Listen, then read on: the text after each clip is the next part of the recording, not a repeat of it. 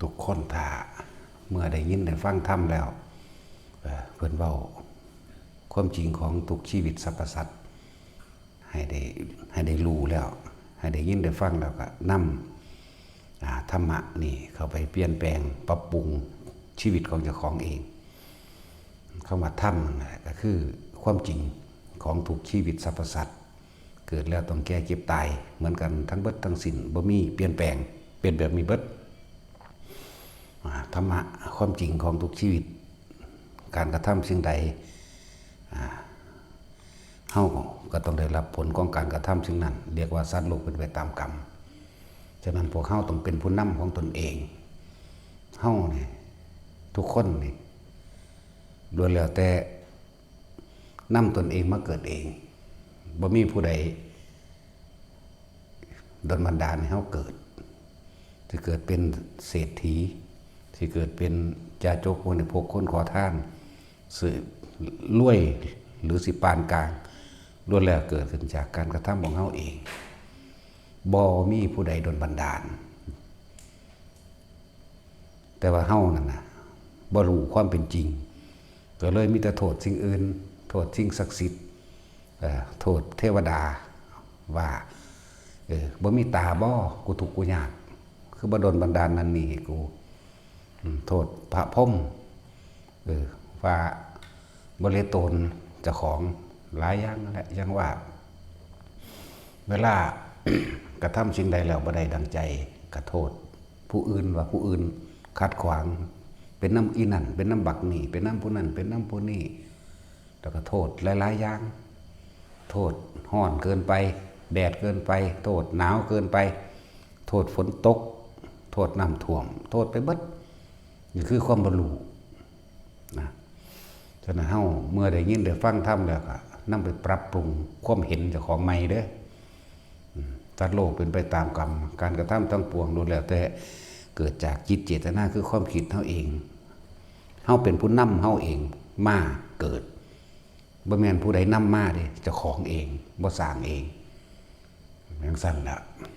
เกิดมาก็บ่แม่นเกิดมาธรรมดาบ่แม่นเกิดมาเบาๆแบบเกิดมาแล้วเกิดมาเรายังเอาโรคภัยไข้เจ็บมันเหน็บไว้ในร่างกายอันนี้อยู่เห็นบ่ล่ะเกิดมาแล้วก็เอาความเจ็บความปวดความป่วยมานำเจ้าของอีกนั่นแล้วแต่เป็นผลของกรรมที่เจ้าของเฮ็ดไว้ทั้งเบิดนั่นล่ะ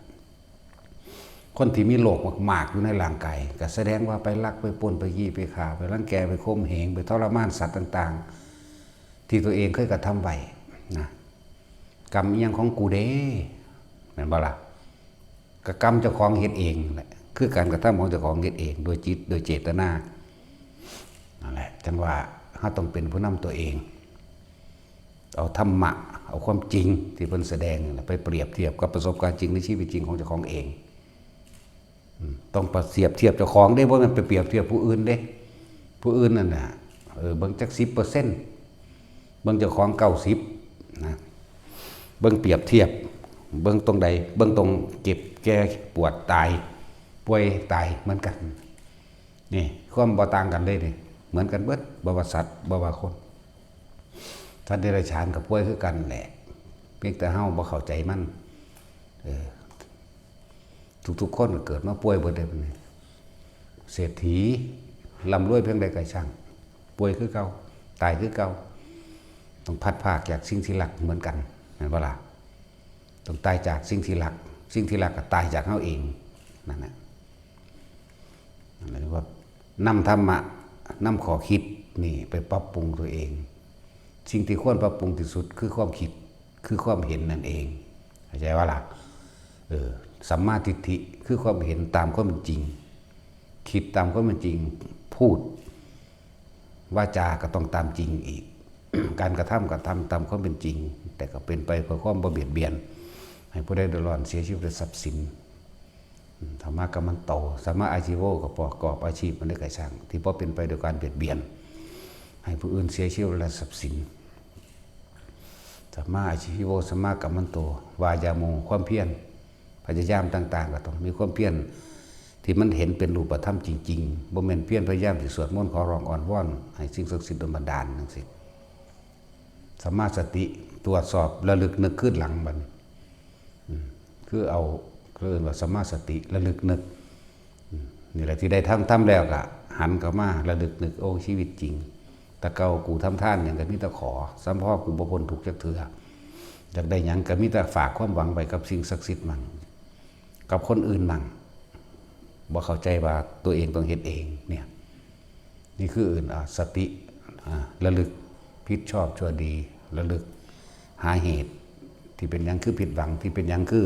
สมหวังผิดหวังและสมหวังเป็นแบบใดขี้เกียจอยากได้ดีมีที่ไหนเป็นภาษามีตาขยันมันเพียรอดทนเท่านั้นตัวจังใดดีนั่นสิแล้วมันก็เป็นสมาธิเองเข้าใจบ่ล่ะแต่เฮาคิดระลึกถึงตามความจริงแล้วจิตมันก็ตั้งมั่นตามความเป็นจริงตั้งมั่นบ่หวั่นไหวกับอื่นๆอีกโลกธรรมบ่หวั่นไหวกับคนที่ชักจูงชักชวนไปทางให้เคารพนับถือผีสางนางไม้เทวดาอินพรหมทั้งหลายไปทำพิธีต่างๆเสราะเคาะแก้บนมองหันมองนี้หรือไปบนบานศาลเก้ามองหันมองนี้ทำพิธีถวายของล่ำนันนี่บูชาหัวหมูจังสิมันกะบ่หวั่นไหวกับสิ่งนี้มันบ่ล่ะไปดูดวงบ่ไปแก้เสราะให้เพิ่นอาบน้ำมนต์ให้บ่กับมันก็บ่มีมันก็บ่หวั่นไหวตัวนั่นแหละ มันก็เป็นสัมมาญาณะเห็นหนทางแห่งความบริสุทธิ์หลุดพ้นตามความจริงแล้วเมื่อมันเห็นหนทางนี่มันก็เข้าสู่สัมมาวิมุตติอันตัวนั่นแล้วสัมมาทั้ง10ก็เลยบ่แม่นมักมีองค์8ธรรมดาดิมีองค์10เลยเขาจะบอกตะมักมีองค์8บ่เฮานี่เว้ามักมีองค์10ถ้าได้8แล้วมันก็เป็น9ก็เป็น10ไปตัวเนาะนั่นแหละให้เป็นผู้นำตัวเองคือการจะทำบุญทำทานสิ่งใดก็แล้วแต่ให้ทุกคนเป็นผู้นำตัวเองได้ยินได้ฟังธรรมแล้วนี่แจกแจงรายละเอียดเบิดทุกซอกทุกมุมแล้วล่ะแต่คนฟังติดตามมาเลยเดินฟังเทียเดียวสิเข้าใจได้ง่ายๆเด้ถ้าเอาพื้นนินทากันนึงฟังเคิงเทียก็ได้บ่พอเทื่อดอกหูปิ้งไปปึ๊บเข้ากลุ่มกันกลับเป็นอันเดียวกันปั๊บแม่นบ่นั่นแหละ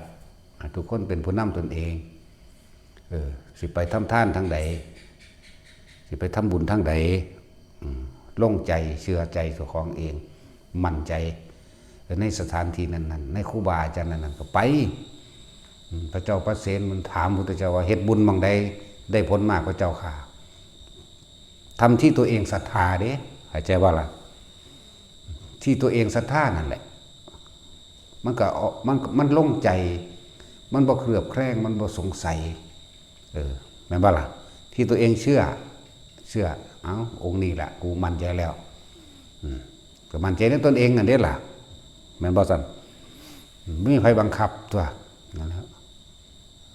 เหมือนอดีตนิทานต่างๆนั่นว่ากษัตริย์องค์นั้นใส่ขี้เหล้าเมายามันบ่ได้ว่ามันสิแต่ว่ามันเอาผ้ากาสาวพัดมาห่มมาหาขอกินเห็นป่ะซุมื้อกษัตริย์องค์นั้นก็ใส่ซุมื้อคือกัน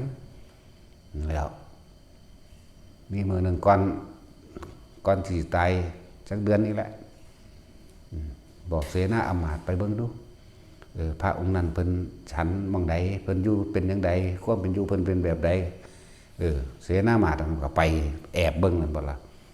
ง่ายเข้าป่าไปแล้วมันก็บังโพ้นมันก็เปลืองผ้าออกถอดผ้าออกถอดผ้ากาสาวพัดออกแนวใดดีๆมันก็อยากไปกินแนวใดอันเป็นตะแลกเหล้าแลกยาใดมันก็เอาไปแลกนั่นล่ะ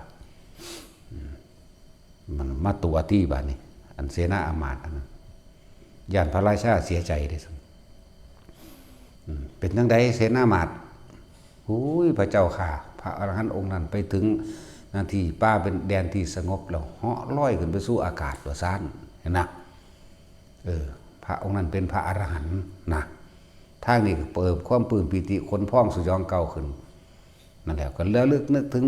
ท่านที่ตัวเองทำได้บัดนี้นั่นบัดสิตายก็นึกถึงท่านที่ตัวเองเฮ็ดไว้ว่าได้ใส่บาตรพระอรหันต์ว่าซั่นแต่ความจริงผู้รู้จริงๆกันคือเสนาอามาตย์หูยบักขี้เหล้าเอ้ยนะความหมายทางเบา ผู้นั้นตายเรานึกถึงบุญนึกถึงท่านที่เจ้าของเฮ็ดไว้ไปสวรรค์นั่นแล้วแต่ว่าย่านเสียประเภทนี้กษัตริย์บาดนี้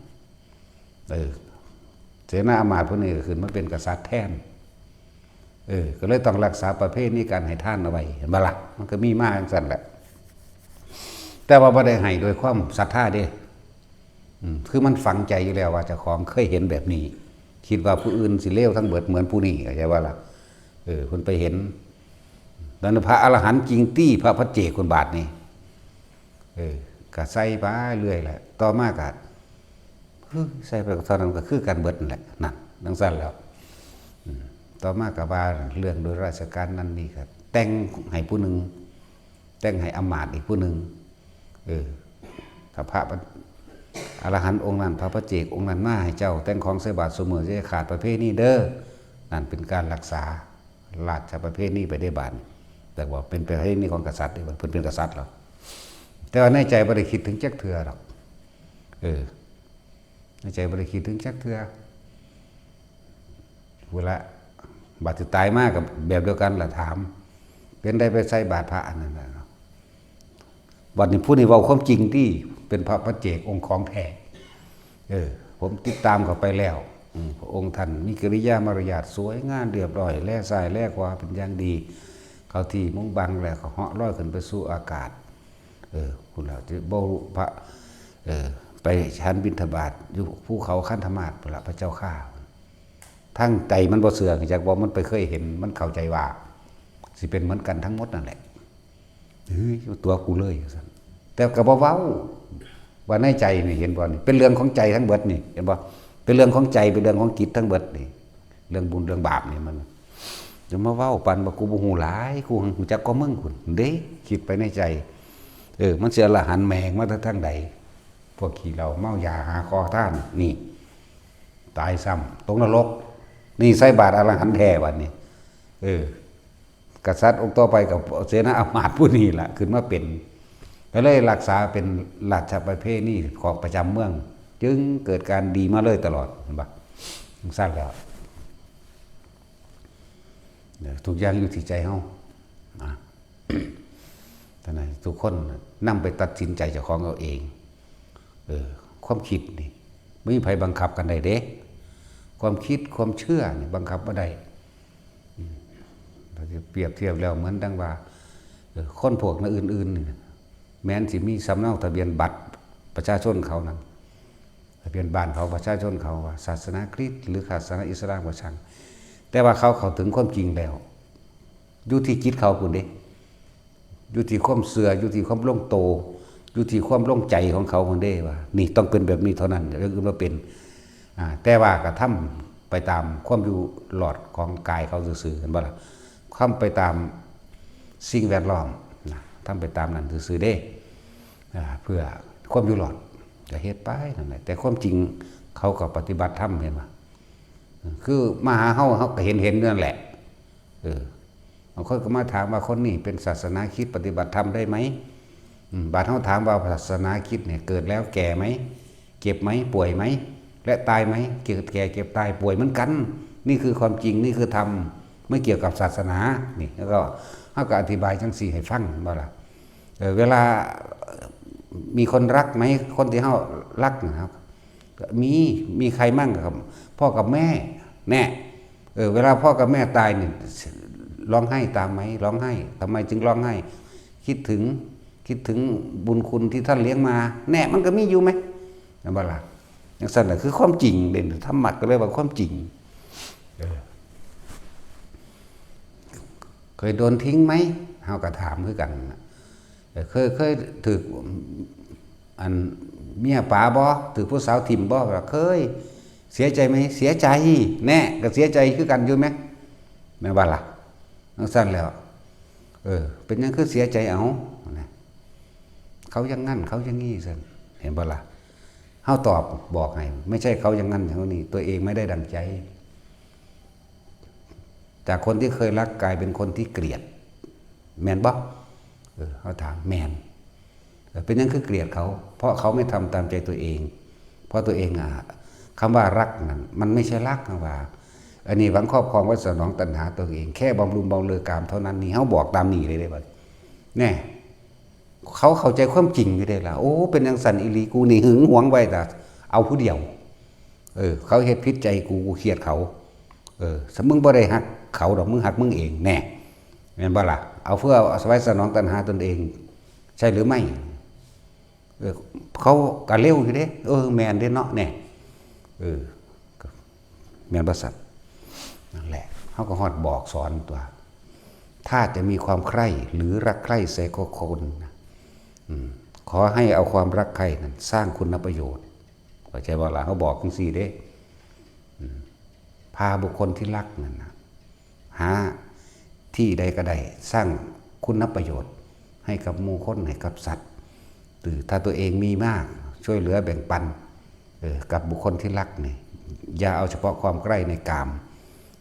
ขอให้ความใกล้ในกามเกิดกลายเป็นความรักความห่วงใยจากความรักความห่วงใยเกิดกลายเป็นความเมตตาหวังพึ่ง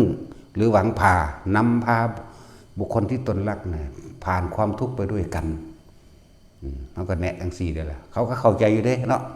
แต่พวกเขาบ่เข้าใจหิแมงดอกจันตานั่นแหละมันประมาณอย่าอาศัยกามมั่มบำรุงอารมณ์เจ้าของเองถ้าเขาเฮ็ดผิดใจแต่เครียดเขาเหมือนบ่พ่อยว่าอย่างคือหลายๆคนที่เขาเห็นมาเนี่ยกูเบื่อมึงเด้นี่เบื่อนี่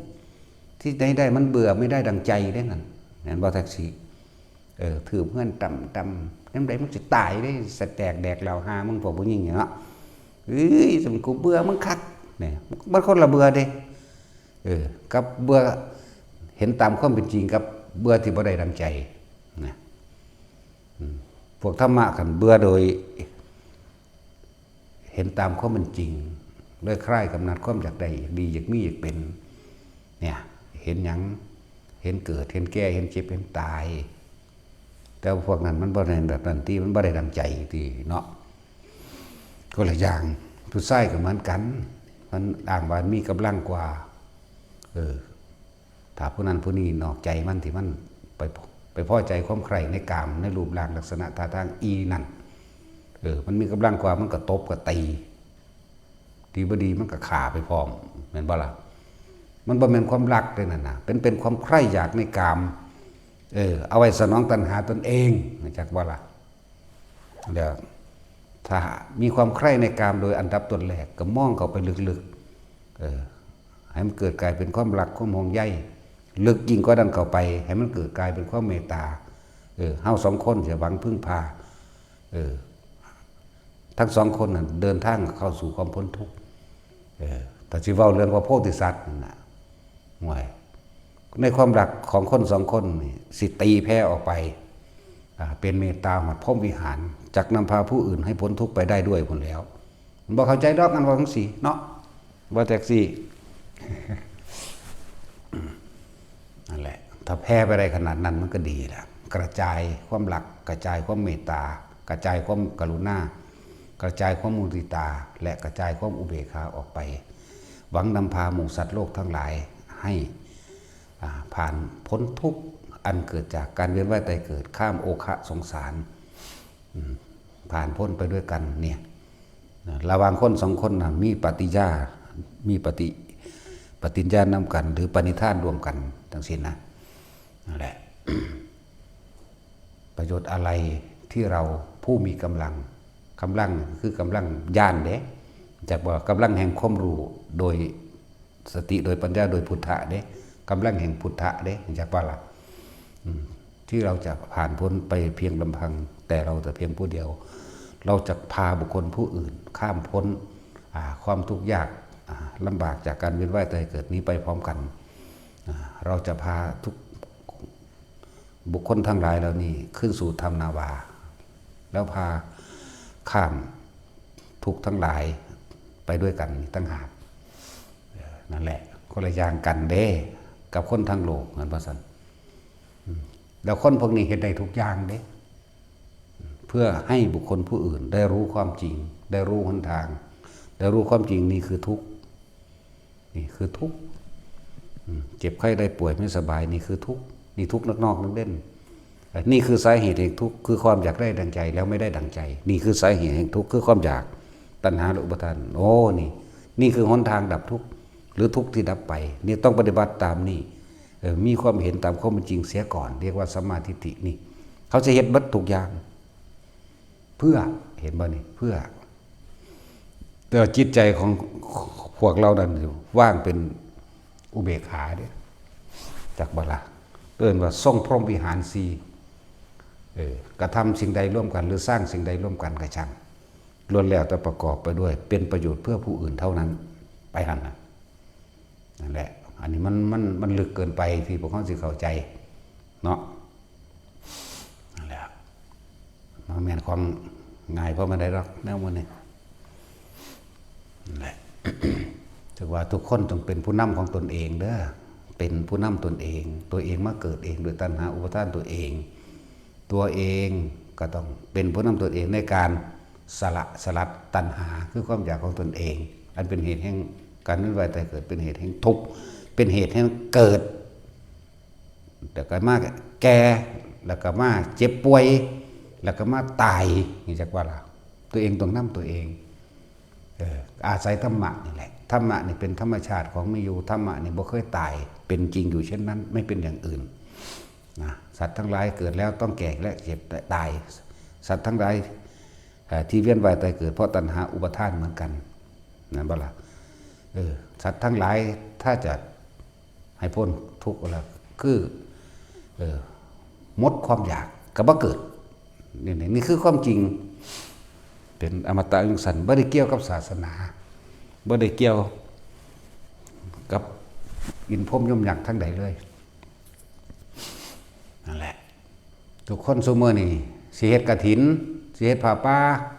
ล่อประทาน เป็นหยังคือให้ผู้อื่นนำแม่นบ่เป็นหยังคือบ่นำตนเองเฮ็ดตนเองโลดแล้วก็จะเข้าใจว่าการทำผ้าป่าการทำกฐินจะต้องใส่เงินเด้มันเป็นเรื่องของผ้าอยากว่าล่ะอันนั้นเป็นเครื่องประดับประดาบริวารมันซื่อๆดอกอันจังซั่นเห็นบ่นั่นแหละคือเฮาสิพาให้คนเป็นผู้นำของตนเองก็เฮ็ดผ้าป่าโบราณนี่แหละผ้าป่าโบราณให้ทุกคนมาเป็นเจ้าภาพของตนเองบ่ต้องไปรอให้เป็นเจ้าภาพแล้วก็เป็นเรื่องของผ้าบ่ต้องมาหนักใจเรื่องน้ำเงินโอ้ยบ่มีเงินคือเข้าใจว่าเป็นแสนเป็นล้านบ่ได้เป็นแบบนั้นที่เฮาพาเฮ็ดน่ะจักบ่ล่ะผ้าพื้นเดียวผ้าอาบน้ำฝนถุงมือผ้าอิหยังก็ได้ที่มันเป็นผ้าจักว่าล่ะทุกวันที่1ของทุกปีนี่ที่นำเฮ็ดนี่ก็คือว่าอยากให้ทุกคนเป็นผู้นำตัวเองเป็นเจ้าภาพแห่งตนเองจักบ่เป็นเจ้าภาพเจ้าของเองตัวเองเป็นประธานแห่งตนเองนำผ้ามาเลี้ยงรายไว้ไปตามป่าแล้วก็ให้เอาไปไว้ป่าของไผของมันผืนไผผืนมันถ้าอาบน้ำฝนผืนนึงผ้าเช็ดหน้า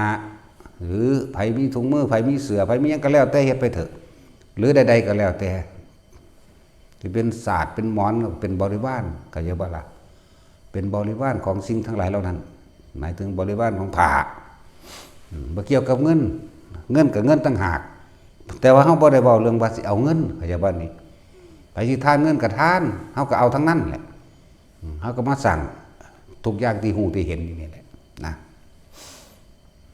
นั่นแหละทุกวันที่1ของทุกปีล่องกระชากคนไปเข้าดาวปีใหม่เบิ่งกันนะเบิ่งดูมันสิสนใจธรรมะมันสิสนใจบุญสนใจบาปบ่คนนี่แม่นบ่ล่ะนี่คือวิธีที่ว่าทดลองคนที่มันดิ้นรนแสวงหาบุญแสวงหาธรรมะนี่มันมีบ่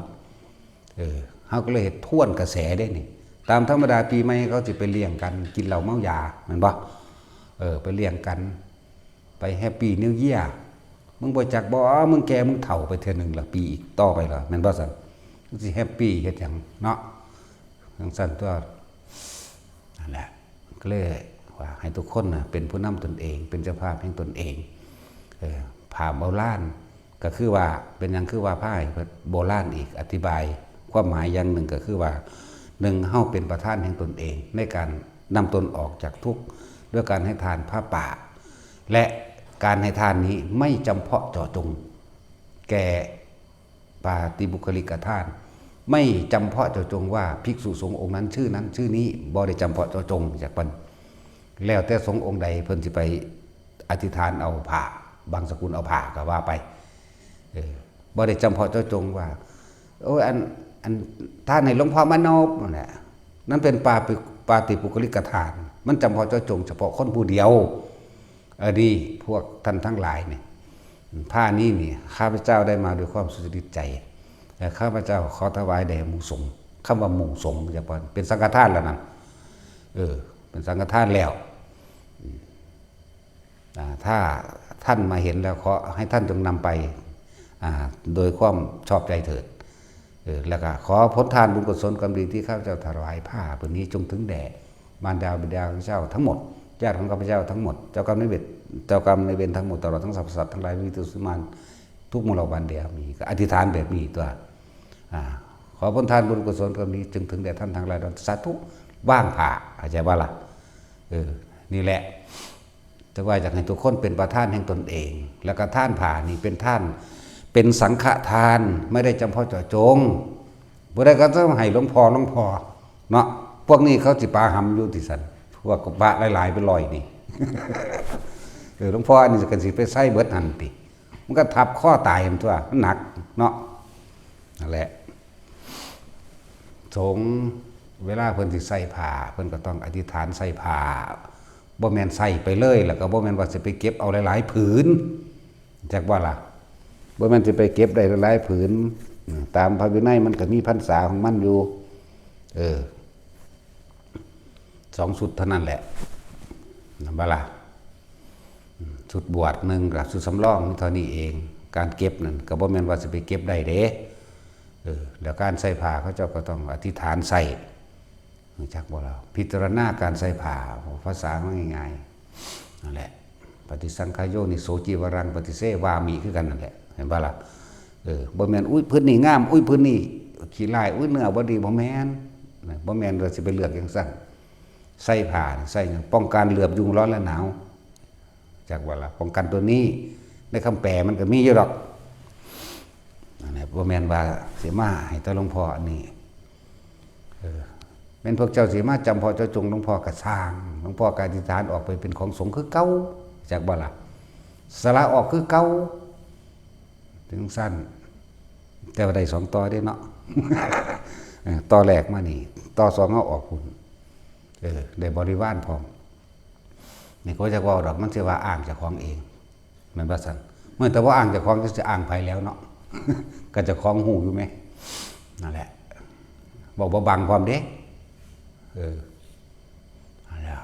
นี่พูดถึงว่าผ้าป่าโบราณเด้อโบราณจริงๆในสมัยครั้งพุทธกาลเขาเจ้าก็เอาผ้าไปทิ่มไว้ตาม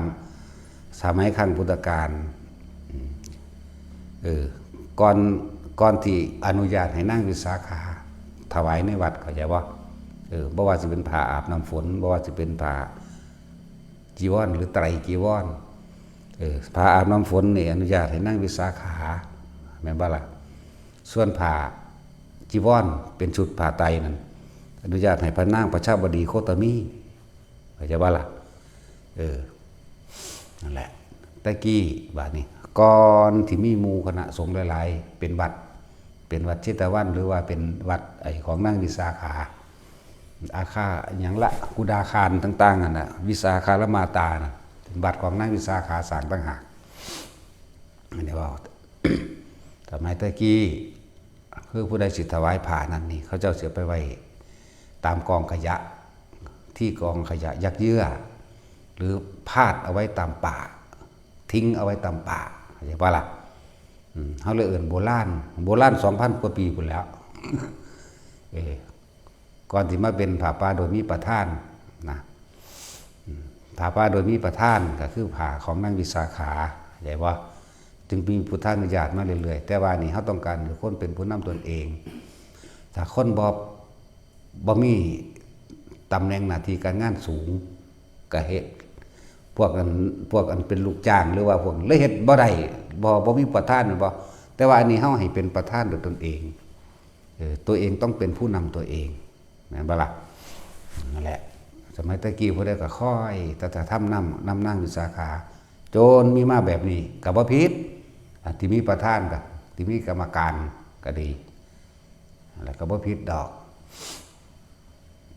ต่อมาแต่ว่าเขาอยากเห็นแบบเอาต้นฉบับกฐินก็เหมือนกันแต่ว่าเขาบ่ท่านได้เอาดอกกฐินว่าเขาบ่มีวาสนาบารมีบ่พอเนาะ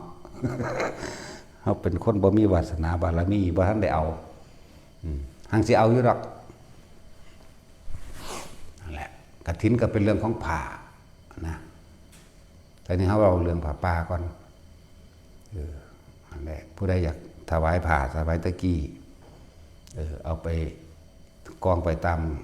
ที่เทขยะยักเยื่อหรือพาดเอาไว้ตามป่าตามต้นไม้ตามน้ำห้อยเอาไว้ถิ่มเอาไว้ตามขอนไม้นั่นแหละเขาเจ้าก็อธิษฐานถวายท่านเองดอกผ้าพื้นนี้ข้าพเจ้าได้โดยมาบริสุทธิ์ใจก็ว่าไปหากว่าหมู่เราภิกษุสงฆ์ท่านใดผ่านมาได้พบขอท่านจงหยิบเอาได้เลยเนี่ยนะภาษาบาลีวางในละลืมแล้วล่ะ แต่เขาจะก็อุทิศผลบุญผลท่านเขาเจ้าได้บัดนี่แหละแต่เจตนาและจุดหมายคืออยากให้ทุกคนเป็นพระท่านแห่งตนเองว่าต้องไปล่อไผ่ดอกจากว่าว่าต้องไปล่อไผ่ว่าเป็นประท่านให้จริงๆได้ทำผ้าป่าแต่ผ้านั้นเขาไม่ได้จำเพาะเจ้าจงว่าจะเป็นผ้าพื้นเล็กผ้าพื้นใหญ่แม้กระทั่งถุงมือก็เรียกว่าผ้าถุงมือนั่นแหละผ้าเช็ดหน้าก็เรียกว่าผ้าจังสั้นแหละสมัยตะกี้กันหาผ้ายากเนาะได้ค่าศอกค่าแขนค่าคือว่าไม่ยิบใส่กันเสื้อได้ตามศอกตามคือพระสุคตนะสุว่าจะได้ตามพระวินัยบัญญัติมันหามานานอยู่เด้3 เดือน4 เดือนบ่พ่อกับมีเด้นั่นแหละส่วนเรื่องผ่าไตนี่ก็เป็นเรื่องของพระแม่ประชาบดีโคตมีเริ่มต้นแรกตั้งแต่ปลูกฝ่ายเอาเองพุ่นเด้ปลูกฝ่ายเอาเองหดน้ำเอาเองใส่ใจดูแลอย่างดีแล้วก็น้ำหดฝ่ายบ่แม่นน้ำธรรมดาน้ำนมงัวนมแพะอยากว่าล่ะไปรีดเอานมงัวนมแพะเอาเด้หดต้นฝ่ายต้นไหมพวกนั้นแหละนั่นแหละแล้วก็เก็บฝ่ายเอาเองกรอหูกอได้เอาเองแต่ที่มันมีแนวอันนี้เดี๋ยวมีเขาเจ้าปั้นอย่างเงบเลย เฮ็ดเอาเองใส่หลอกสาวหลอกสาวยังเฮ็ดเอาเองเบิดทุกอย่างทำด้วยความตั้งใจเพื่อสิได้ถวายให้พระพุทธเจ้าโคดมเฮานี่แหละจากเวลาเฮ็ดเอาเองเบิดทำด้วยความตั้งใจทำด้วยความอิ่มเอิบใจปลื้มใจทุกอย่างลงทุนเฮ็ดโดยตัวเองเบิดเพราะว่าเริ่มต้นตั้งแต่พ่นดินหมดเด้เตรียมดินขุดดินใส่ฝุ่นใส่ปุ๋ยเตรียมไว้เฮ็ดเอาเองเบิดเด่นบ่ได้ใส่คนใส่เด้บ่ได้ใส่ถาดเฮ็ดเอาเองเบิดเลยไปรีดน้ำงัวก็รีดเอาเองมาหดต้นฝ่ายอยากว่าล่ะหาไม้สาวหลอกสาวเฮ็ดหลอกเฮ็ดหยังมื้อนี้เฮ็ดเอาเองเบิดเลยก็ได้เรียบร้อยแล้วตำเอาเองอีกนั่นแหละก็ไปก็ยิบเอาเองเบิดทุกอย่างจนได้ครบสุดแล้วก็ว่าล่อตั้งใจไว้ก็ถวายพระพุทธเจ้าได้ซั่นนั่นแหละพอถึงมื้อนั้นมากก็อสิติมหาสาวก80แล้วก็พระบวชใหม่ผู้หนึ่ง80 องค์มาในงานนั้นที่นั่งประชาบดีเพิ่นนิมนต์มาเพิ่นตั้งใจสิไปถวายด้วยความปิติเบิกบานมายังไงเห็นบ่ล่ะมื้อนี้สมใจปรารถนาเฮาแล้วไล่เลี้ยงตั้งแต่เตรียมดินเก็บฝ่ายกอได้ท่อหูอย่างต่างๆจนถึงว่ายิบโดยฝีมืออันปราณีมีความเบิกบานมากทีนิมนต์พระมานั่งเลี้ยงรายแล้วแต่เมื่อนั้นก่อนที่มาถึงงานนิมนต์บวชเอาอาจิตะภิกษุก่อนมาชักว่าอาจิตะภิกษุพระบวชใหม่เป็นปัจฉาสมณะบวชเมื่อกี้นี่ย่างน้ำหลังมางอมๆนี่แล้วก็พระมหาสาวกอสิทธิเป็นได้80 องค์มาได้อสิทธิมหาสาวกเลี้ยงลำดับกันไปนั่นแหละเพิ่นก็ว่าเพิ่นไปเป็นประธานใหญ่ของเพิ่นเอง ในทางทางนั้นมีเพิ่นผู้เดียวเฮ็ดผู้เดียวมันตั้งใจยังไงน้อมผ่าเขาไปถวายพระพุทธเจ้าพระพุทธเจ้าบ่หลับเห็นว่าเดี๋ยวเบิ่งหน้าพระพุทธเจ้าคือบ่หลับเสียหน้าตกเบิดละสีหน้าถอดแล้วอย่างว่านี่ตั้งใจไว้คิดระลึกเทิงเสียใจกูตั้งใจไว้มาเป็นปีอย่างว่านี่ไปยื่นให้พระสารีบุตรยื่นให้พระโมคคัลลายื่นไปพระองค์นั้นองค์นั้นไหลไปจนถึงที่สุด80 องค์ไม่มีผู้ใดหลับพระบวชมื้อเช้านี่ย่างน้ำกลนมาง้อมๆนี่อยากว่าล่ะบวชแล้วก็ย่างมานำกันนี่ชื่อพระอาจิตตภิกษุนั่นแหละแถมซ้ำเป็นลูกคนบดีอีกอยากว่าเป็นลูกไผเป็นลูกอาชาศัตรูเด้อยากว่าล่ะทั้งสั้นแล้วพรบดีแต่ว่าแม่ดีอยู่ พอบดีแต่ว่าแม่ดีอยู่ แม่สบายจังไดแท็กซี่แล้วสาดเลยบาดนี้ นั่นแหละแม่มันก็ลูกพระเจ้าพระเศษนั่นแหละเอาสว่างใดเอาบ่จัก นั่นแหละนี่กันไปถึงพระองค์สุดท้ายอาชิตะภิกขุบวชมาเมื่อกี้นี่เรียกว่ากับเดมือรับเอาเสยเสียใจนอนเกือกยิ่งเรียกว่าแล้วรับมาแล้วก็เสียใจนอนเกือกกิ่งให้สยายผมมันเดียวว่าธรรมดาเด้ทั้งสั้นแล้วพุทธเจ้าเพิ่นจึงแสดงอานิสงส์ของการถวายทานอยากว่าล่ะมันก็ไล่ไปให้ท่านกับสัตว์เดรัจฉานอานิสงส์100 มั่งให้ท่านกับคนทุศีลคนบ่มีศีลคนเลวความชั่วช้าอานิสงส์1,000 มั่งมันก็ไล่ไปให้ท่านกับผู้มีศีลอานิสงส์10,000 มั่งให้ท่านกับผู้ทรงฌานพวกฤาษีดาบททั้งหลายผู้ทรงฌานมีอานิสงส์100,000 มั่งเป็นเท่าไปนั่นแหละให้ท่านกับพระโสดาบันอานิสงส์ประมาณบ่ได้ไล่ไปเรื่อยๆตามอานิสงส์แหละพระสกิทาคามีพระอนาคามีให้ท่านกับพระสาวกทั้งสองคือพระโมคคัลลาสารีบุตรอานิสงส์แบบนี้ให้ท่านกับพระปัจเจกพุทธเจ้าอานิสงส์แบบนี้ให้ท่านกับพระพุทธเจ้ามีอานิสงส์แบบนี้ก็ไล่ไปปาจิทิมท้ายลงก็ให้ท่านกับพระพุทธเจ้ามีอานิสงส์ประมาณบ่ได้จากกันล่ะแต่ว่ามีอานิสงส์ไล่ไปเรื่อยๆแหละจนถึงว่าให้ท่านกับหมู่ภิกษุสงฆ์มีอานิสงส์มากยิ่งกว่าของพระพุทธเจ้าเป็น100 เท่าพันเท่าได้บัดนี่มันต่างกันเด้บัดเพิ่นจึงบอกว่าให้การในท่านจะให้ไปจำเพาะเจาะจงนั่นบ่ให้ไปจำเพาะเจาะจงมันเป็นปาฏิปุคลิกทานแม้นให้พระพุทธเจ้ามีอานิสงส์มากยิ่งกระช่างเถอะแต่พระศาสดานี่เมื่อร่างกายแตกกายทำลายขันธ์ไปแล้วคนที่ทรงธรรมต่อไปนั่นคือหมู่เราพระสงฆ์เพิ่นจึงไม่ให้จำเพาะเจาะจงอานิสงส์จึงประมาณไม่ได้เพราะในการต่อไปพระสงฆ์ทุกรุ่นสืบต่อกันมาจากเป็นผู้ปกป้องโลกคุ้มครองโลกก็ว่าไปนั่นแหละแต่ก็ยังบ่ท่านได้เศร้าเสียใจอยู่เด้ยังเสียใจคือเก่าเรียกว่าล่ะพระพุทธเจ้าจึงบอกอานนท์ไปนำบาตรมาเรียกว่าพระเจ้าเอาบาตรพระพุทธเจ้ามานั่นแหละพระพุทธเจ้าอธิษฐานบาตรบาตรนี้จักไม่มีท่านผู้ใดสามารถไปตามมาได้เลยเว้นเอาไว้แต่ผู้ที่จะสำเร็จโพธิญาณหรือในวงของพุทธภูมิคือพระสงฆ์องค์สุดท้ายนี่เป็นปัจฉิมสมณะผู้บวชมาเมื่อกี้นี่ผู้เดียวเท่านั้นจึงจะจับบาตรแห่งเราตถาคตได้เพราะบุคคลผู้นี้จะเป็นพุทธวงศ์ต่อไปอยากว่าล่ะแต่ว่าเดี๋ยวนี้อยู่ในน้ำแห่งหมู่สงฆ์เพิ่นก็โยนบาตรกันทั้งฟ้าเพิ่นก็บอกสารีบุตรเธอจงไปนำเอามาเนี่ยภาษาลิบุตรก็หาเอาคือกันนั่นแหละบ่ได้เอาผู้เลิศโดยฤทธิ์ที่มากที่สุดโกริตะเธอจงไปนำเอาบาตรมาพระโมคคัลลานั่นแหละโมคคัลลาเธอไปนำเอาบาตรมาพระโมคคัลลาหาบาตรจังได้ก็บ่เห็นคือกันจนกลับลงมาไล่ไปจนหอดองค์ที่80พุ่นเด้แต่ว่ามีแต่งแสกสอนไปนำเด้พระโมคคัลลาไปหาบาตร ไปเจออีกจักรวาลหนึ่งมีพระพุทธเจ้าอีกยุโลกหนึ่งบ่แมนเด้อนี่เด้อ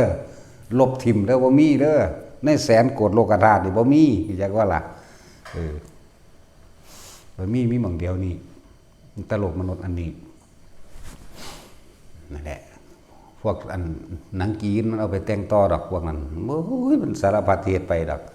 คุณไปพบพระพุทธเจ้าองค์หลงทางว่าซั่นหลงทางมาว่าซั่น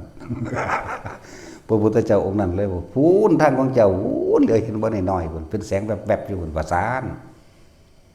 อันนี้บ่แม่นเด้อคือกันล่ะครับมันหนังไส้อิ๋วสัวเก๋งโป้ยไก่อย่างนั้นเฮงเกียร์มื้อนี้เห็นบ่ล่ะพระถังซ้ำจังโอ้ยปีศาจแมงมุม บ่มีนั่นแหละเขาเจ้าแต่งเติมอันนี้ก็ลบความแต่งเติมออกว่ามันบ่มีบ่แม่นแบบนั้นเด้อว่าพระโมคคัลลานั่นเหาะไปหาเอาบาตรแล้วเป็นหลงทางมาบ่ได้จักว่าล่ะไปเจอพระพุทธเจ้าอีกองค์หนึ่งพระเจ้าองค์นั้นก็เลยบอกพูนทางของเธอให้ก็ไปตามนั้นก็ซ่าน บ่แม่นอันนี้นั่นแหละมันแทรกซ้อนเขาก็ซ้อนแทรกคือกันเลยเนาะเขาก็ซ้อนเข้าไปแทรกเอาออกมาตัวอันใดมันบ่กิ่งไหมจนถึงที่สุดพระอจิตะภิกษุอจิตะเธอจงไปนำบาตรมาฤทธิเดชกับบ่มีกูก็หากระบวชชาญเชิญอย่างกูบ่เคยได้เห็นบ่ล่ะเพิ่นก็เลือกตามความเป็นจริงเพิ่นได้ล่ะเราเป็นแค่ประชาสมณะบวชเมื่อกี้นี่เองก็เดินตามหลังพระศาสดามาถ่ายแถวเฮ็ดจังได๋สิมีฤทธิ์มีเดชยังสิไปนำบาตรเหมือนดวงองค์อื่นๆใดหนอนี่นะหากข้าพเจ้าสิมีวาสนานั่นได้ทำกันมาด้วยการก่อนปุ่มเพศสันนิวาสด้วยความปรารถนาของข้าพเจ้าที่จะเป็นสาวกที่จะเป็นนั่นนะไม่มีข้าพเจ้าปรารถนาอย่างยิ่งอย่างเดียวคือพุทธโพธิญาณเท่านั้นเองขอบาตรนั้นจงลอยมาด้วยเถิดบาตรนั้นก็ลงมาเอาเองเด้อล่ะจากว่าล่ะนั่นแหละพระสงฆ์พวกนี้สิได้นำธรรมสืบต่อเป็นตัวแทนของพระพุทธเจ้าสิได้นำธรรมนี่ออกมาแสดงจนเท่าเดี๋ยวนี้แหละนั่นแหละบาตรก็ลอยลงมาสู่มือเห็นป่ะตั้งเกิดความสว่างสบายมาเนี่ยไม่ใหญ่อันพระชาบดีนั่นไม่ใหญ่นั่นตั้งเกิดความปลื้มใจโอ้พระนะโมคคัลลาภาษาลิบุตรตลอดทั้งอสิติมหาสาวกล้วนแล้วแต่เป็นผู้มีปฏิสัมภิทาทั้งนั้นเลยยังบ่อาจสามารถที่จะนำบาตรของพระศาสดาสงฆ์องค์นี้ต้องมีกว่านั้นได้เลยไปปลื้มใจไปทั้งนั้นสงฆ์เรานี่ต้องมีกว่านั้นต้องเทียบกับพระโคตมะสิทธัตถะอันเป็นบุตรของเราบวชยังลูกของเจ้าของอยู่เด้แต่ว่าก็เลยปลื้มใจกันมากนั่นแหละจิตใจจังเบิกบานกันมาใหม่เรื่องสั้นละ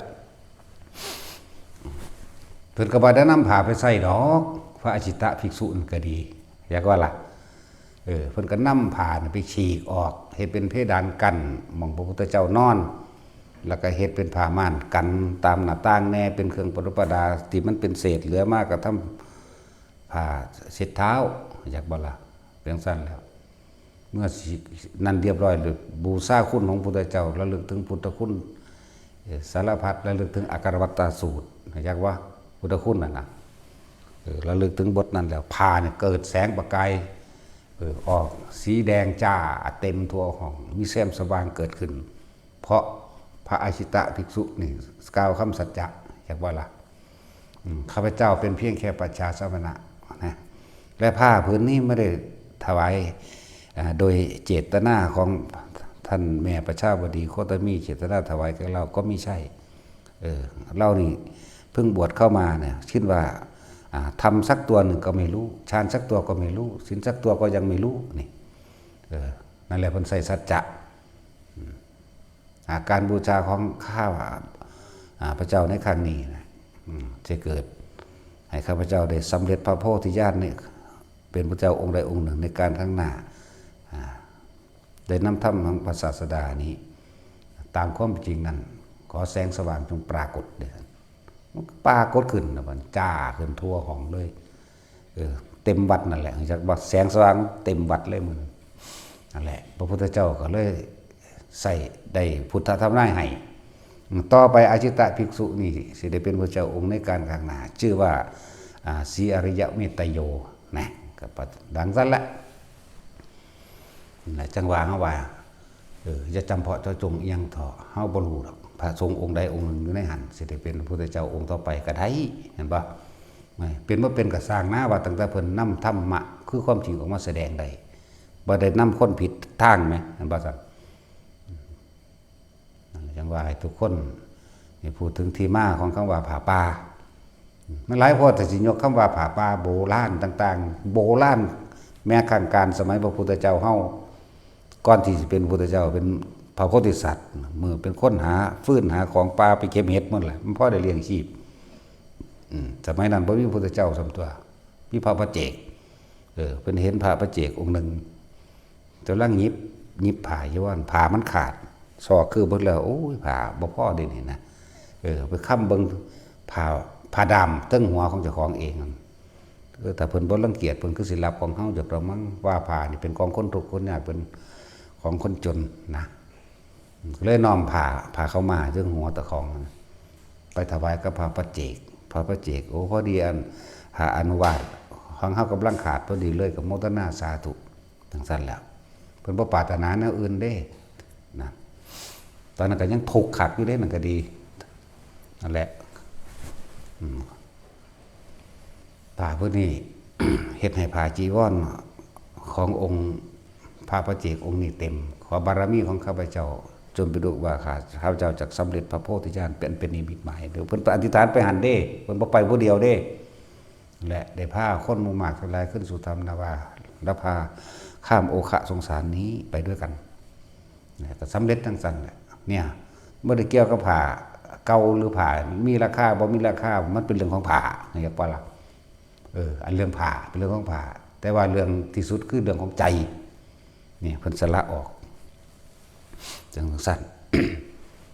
บางศาสตร์ทั้งเป็นมหาทุกขตะตัวทุกที่สุดเลื่อนว่ามหาคือทุกยังไงแต่ว่ากับพ่อใจมีเมียอยู่เด้มันขอท่านพระพุทธเจ้าเฮานี่แหละเลื่อนมหาทุกขตะกลางเว้นให้เมียในห่มผ้าไปหาขอท่านอยากว่ามาพ่อได้ปั่นกันกินไปกลางเว้นเด้ส่วนกลางคืนเดี๋ยวของไปเองเพราะยานอันตรายยังห่วงกันอยู่เด้ไฟสิไปจะเอาขอท่านฉีไล่ปานนั้นตั้งดำเนาะ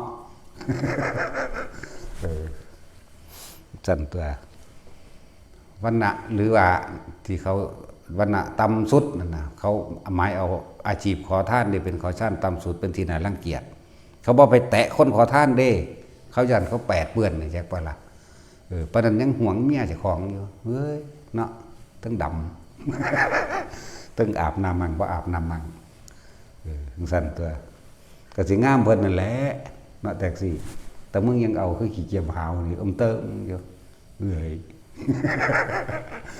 สั่นแล้วมึงก็สิงามมึงตัวเนาะแม่นบ่มึงพอใจนั่นแหละทางเว้นให้เมียไปหาขอ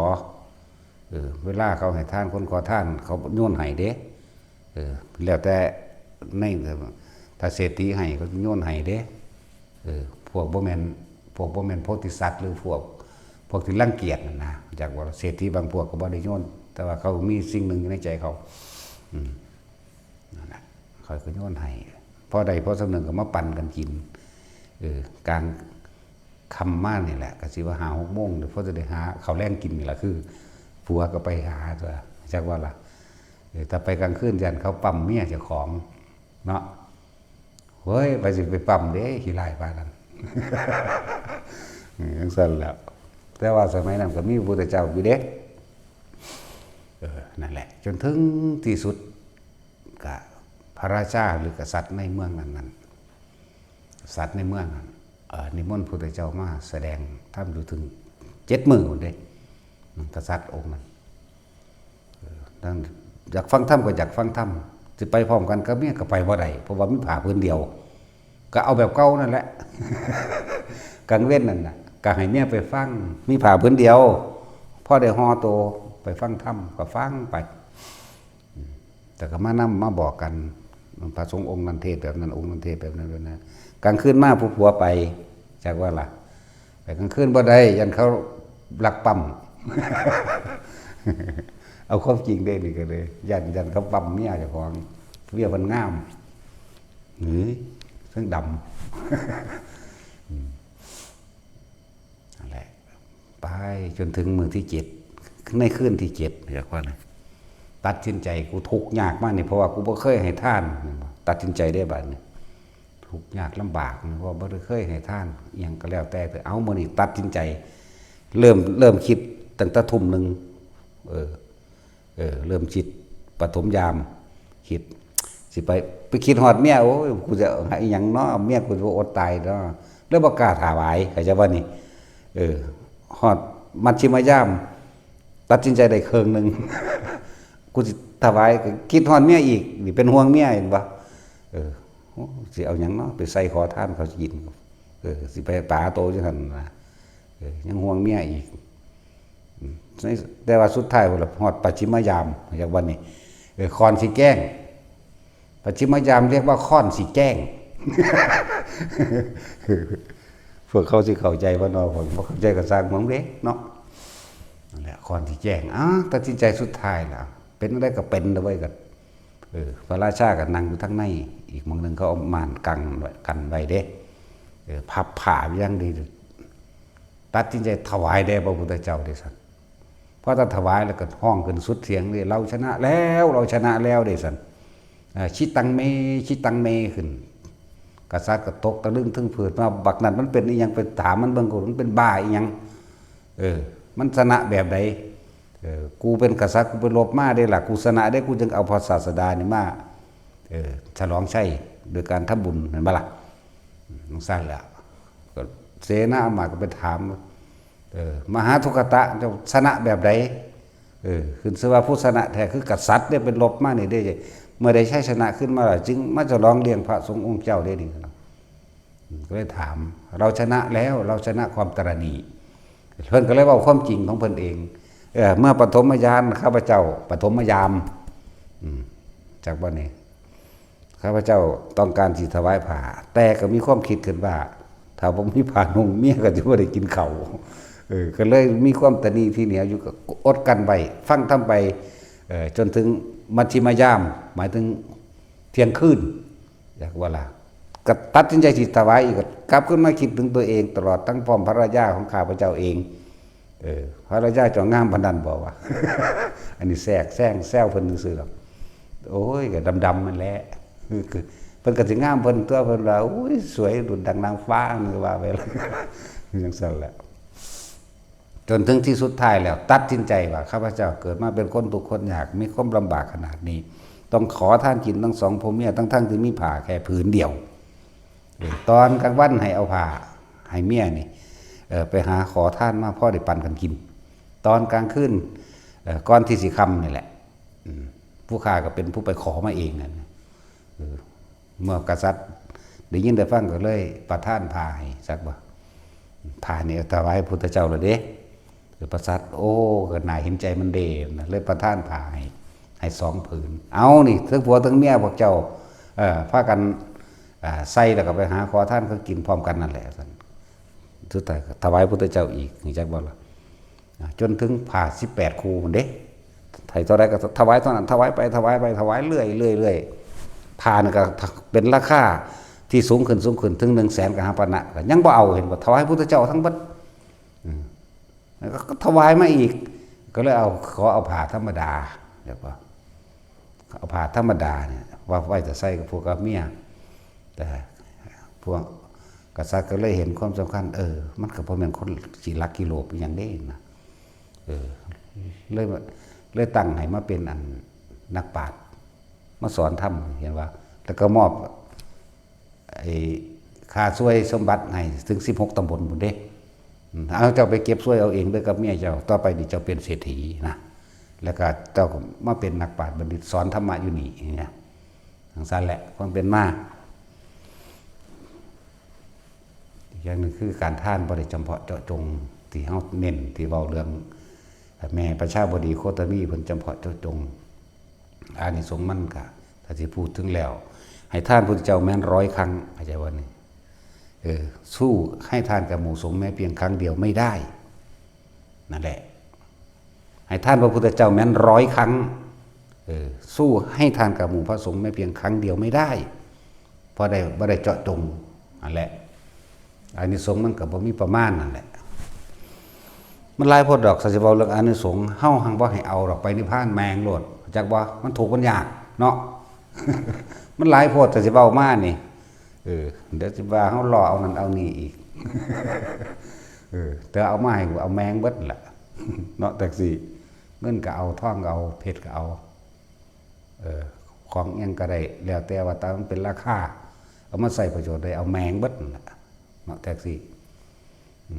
เอาทุกอย่าง ยกเว้นปืนกับระเบิด แนวอย่าผิดมันนี่ว่าเอาเด้ ให้เสร็จแล้วแล้วพูดถึงอานิสงส์ของการให้ท่านพระพุทธเจ้าแม้100 ครั้งอยากว่า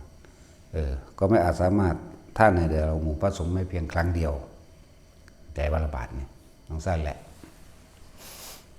ต่อเรื่องท่านอันนี้บ่ท่านได้เบาเรื่องแผ่เมตตาบ่ท่านเบาเรื่องศีลบ่ท่านได้เบาเรื่องเนื้ออื่นเด้เดี๋ยวเรื่องท่านก่อนมันก็สิน้อมเข้าไปสู่ศีลมันก็สิน้อมเข้าไปสู่การแผ่เมตตาแล้วมันก็สิน้อมเข้าไปสู่แม้นสิให้ท่านกับหมู่สงฆ์100 ครั้งก็สั่งสู่อานิสงส์แห่งการรักษาศีลไม่ได้ไม่เพียงครั้งเดียวอีกการรักษาศีลแม้100 ครั้งก็สั่งบริสุทธิ์100 ครั้งก็สั่งในวัน100 วันก็ตามสู่อานิสงส์แห่งการแผ่เมตตาไม่เพียงครั้งเดียวไม่ได้อีกเข้าใจว่าล่ะแม้อานิสงส์การแผ่เมตตาแม้100 ครั้งก็สั่งสู่อานิสงส์ของการเห็นอนิจจังเห็นอนิจจลักษณะสัญญาแม้เพียงครั้งเดียวไม่ได้อีกเห็นอนิจจังเห็นทุกขังเห็นอนัตตานั่นเองนั่นบางนี้มันเป็นมองปล่อยว่างไปเดนี่จากว่าล่ะนั่นแหละพอใดคือกันนั่นแหละบ่ค่อยเว้าไม่แต่อยู่ในหูดังโหลดตายเลยไปนิพพานยามนั้นโหลด บ่ค่อยเว้าอันนี้จังซี่เว้าได้คือกันนั่นแหละเว้าได้กว่าอีกนั่นแหละว่าเฮาเน้นอยู่ในนี่ภิกษุสงฆ์บวชเข้ามาแล้วบ่มีงานนิมนต์ไปหันไปนี่บ่ให้ไปรับเงินและทองบ่ได้สนใจกับเรื่องซ่องเรื่องค่าจ้างรางวัลบ่มีเข้าใจว่าล่ะอีอันเดียวควบคุมลมหายใจตัวเองมันได้เถอะนะเฮาเน้นหม่องบ่กลับมาเกิดอย่างเดียวทั้งว่าผู้ใดคิดว่าสิมาบวชอยู่นี่แล้วสิได้เงินสิได้ซ่องหลายๆสิได้งานนิมนต์หลายๆอย่ามาคิดเด้บ่มี มันบ่ไปไสแล้วแต่ไผสิว่าจังได๋แล้วแต่เธอเนาะนั่นแหละงานนิมนต์ใส่ก็บ่ไปขี้คร้านเนาะแท็กซี่ ผู้ใดอยากเห็นก็มาหาอยู่นี่ก็เห็นรถได้ล่ะเนาะก็มาตามเวลามันเนาะตอนเช้ามานี่ฮอดเที่ยงก็เห็นจากบ่าย2 3บ่าย3มาก็เห็นทั้งสั้นตัวแต่ไปทั้งอื่นเด้คนอื่นเขาตั้งใจมากเพียงได้เห็นในเพียงครั้งเดียวเขาก็พอใจแล้วก็นั่งอยู่นี่แหละเลยบ่ไปขี้ข้านอย่างนึงคือขี้ข้าน รู้จักขี้ข้านบ่ขี้ข้านแปลว่าขี้เกียจไปเนาะไปก็ไปเพราะสำนักบ่เห็นวานสิเพราะปานใดดอกเนาะทั้งสั้นแล้วนี่เว้าเรื่องผ้าป่าโบราณก็เว้าไปแล้วเว้าเรื่องผ้ากฐินก็เว้ามันบ่ได้เกี่ยวกับเงินนะเฮาแม้นคนให้ทานมาแต่ว่าเป็นเงินสิตั้งแต่บาทนึงนี่ก็เอาละจักบ่ล่ะคนมันขี่อยู่ที่การบ่หวงแหนการบ่เป็นเจ้าของการให้ทานคือเห็นความตนีที่แนวเจ้าของแล้วก็ว่างขาดออกจากความเป็นเจ้าของทานแล้วก็ทานแล้วบ่ต้องขอบ่หวังผลทานบ่มีจิตอุพันธ์ในผลของทานบ่มีการทั้งสมเพื่อความอยากได้หยังเป็นหยังอีกท่านี่มีจุดหมายสูงสุดเป็นเหตุเป็นปัจจัยให้ถึงพระนิพพานในชาติปัจจุบันเท่านั้นเท่านี้นึงเด้บ่ได้ว่าจะไปเป็นหยังเด้ภาษานี่เฮ็ดบ่ดีแล้วศาสนามึงสิเอาหยังมาดีภาษาเว้าเอาซื่อๆพวกอธิษฐานขอนั่นขอนี่เป็นนั่นเป็นนี่แม่นบ่ล่ะขอให้พบเมืองแก้วขอแค่บ่งมารขอให้พบพระศรีอานในอนาคตการโน่นเทินเนี่ยบางคนก็ไปฟังคาถาพันฟังทีเดียวสิได้ไปพอพระพุทธเจ้าศรีอริยะเนาะไปเป็นหินนะแม่ มึงรู้มึงเสียจังใดอายุยืนป่านนั้น อายุถึง80,000 ปีคนเด้เนาะโอ้ยจากเนาะกับไผดอกว่าเห็นน้ำไปเป็นหีนไปเป็นหมาไปเป็นไส้เดือนไปเป็นไก่เป็นกบเป็นเขียดเอาแม่ไปเป็นงูบ่แม่นบ่ล่ะสั่นตัวถ้าปัจจุบันนี่ดีแล้วอนาคตบ่ต้องไปคำนึงถึงมันเลยเฮาสิเอาดับในปัจจุบันคนตั้งหวังไว้สูงสุดมันก็ตกข้างสูงกว่าตัวแต่มันสิข้างก็ดีเห็นบ่ล่ะว่าพบภาษีอ่านพบตอนอยู่อนาคามีโลดสิบ่ดีก็บ่วะแม่นบ่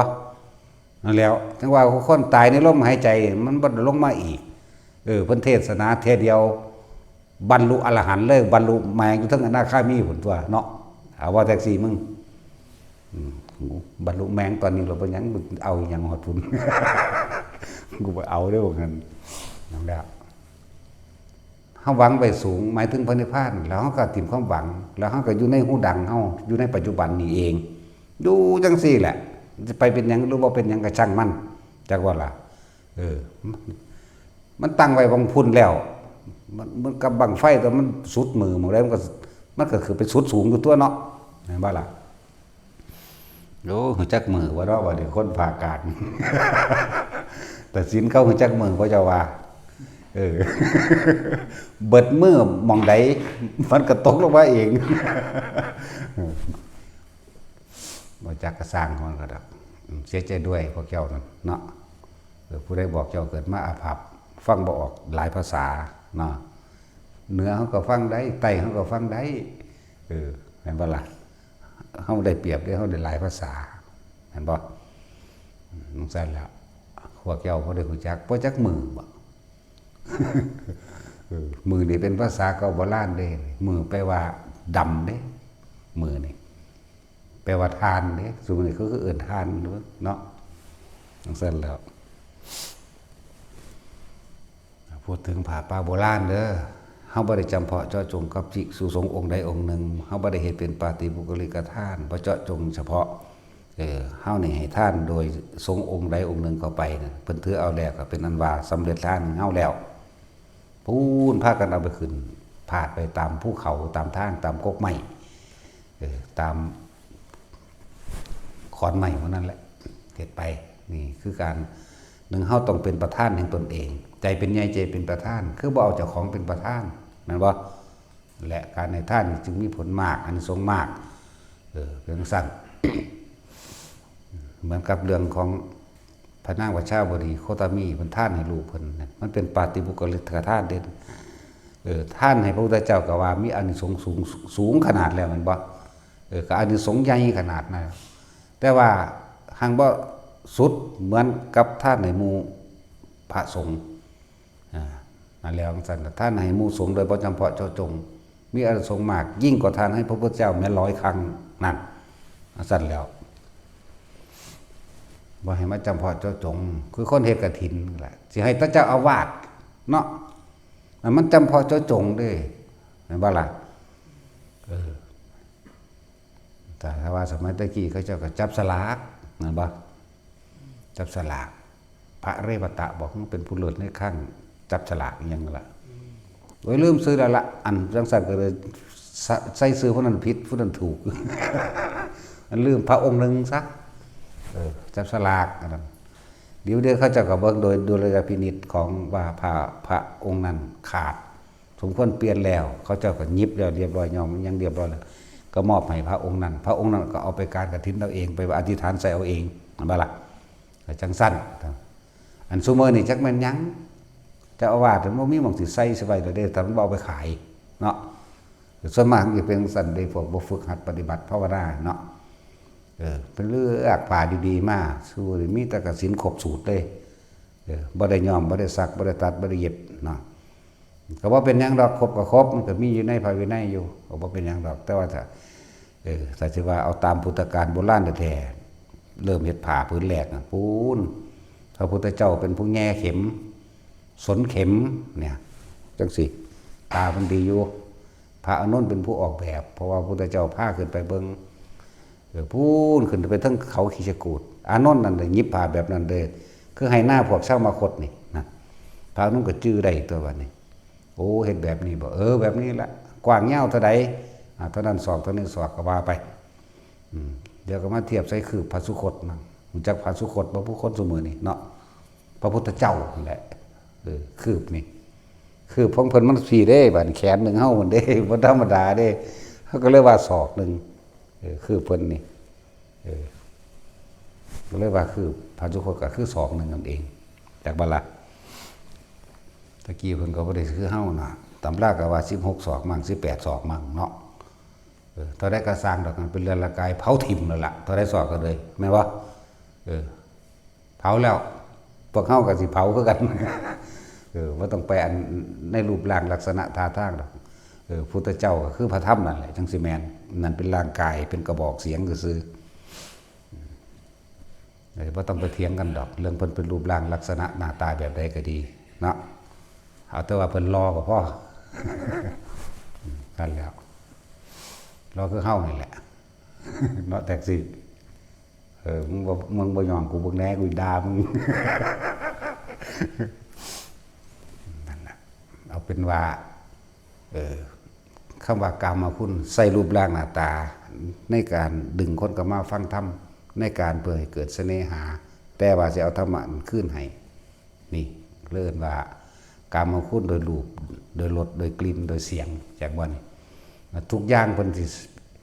นำเข้าว่าเพื่อให้เกิดคุณทั้งเบิดเด้สำหรับพระพุทธเจ้ารูปร่างหน้าตาก็บ่คือมือรอก็มือเบิดอีกหูก็ยาวเป็นที่ดึงดูดหูเพิ่นยาวตกเพียงกันกับข้าง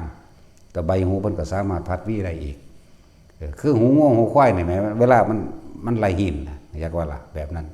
ลิ้นของเพิ่นก็เลียดไหลรองหน้าผากจนถึงข้างรอบหน้าพอดีแล้วก็แย่งเข้าไปในหูได้จังซี่นะจังซั่นแหละ